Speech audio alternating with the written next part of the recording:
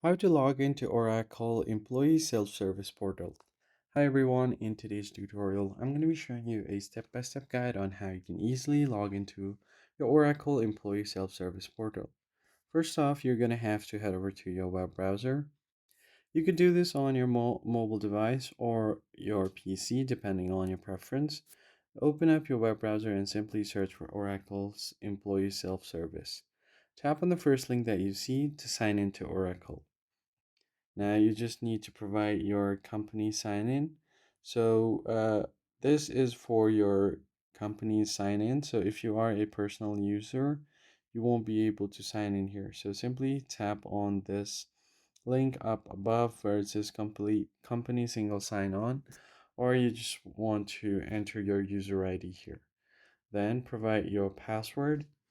And if you have forgotten your password, you could always go ahead and click on this forgot password page. Now this link will take you to another page to recover your password. You're going to have to provide your username or email. Select what you need to recover, whether it's your username or password. Tap on submit. You'll get a verification code on your email.